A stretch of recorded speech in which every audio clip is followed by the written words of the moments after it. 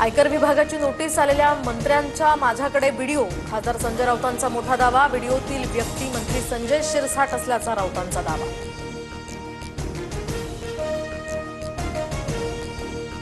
ती बॅग माझ्या कपड्यांची असावी। संजय राऊतांच्या डोक्यावर परिणाम झालाय। संजय शिरसाट यांचा राऊतांवर पलटवार।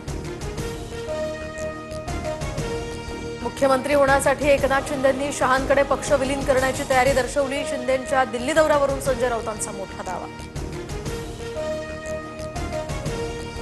बाळासाहेबांचे शिष्य म्हणवणारे संजय राऊत हे शरद पवारांची चाकरी करायचे। अतुल भातखळकरांचा हल्लाबोल तर फेक नॅरेटिव्ह कसा तयार करायचा हे राऊतांना चूक कळलं। सामंतांचा निशाणा।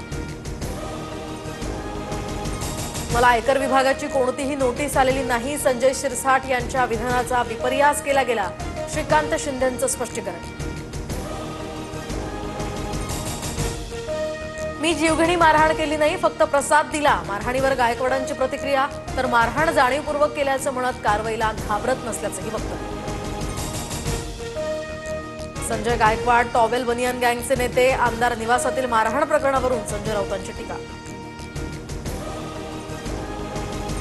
राज्यातील दूध भेसळीच्या वाढत्या प्रकारांवरून पडळकर आक्रमक। दूध भेसळ शेतकरी करत नसून डेअरी चालकांकडूनच होत असल्याचा आरोप।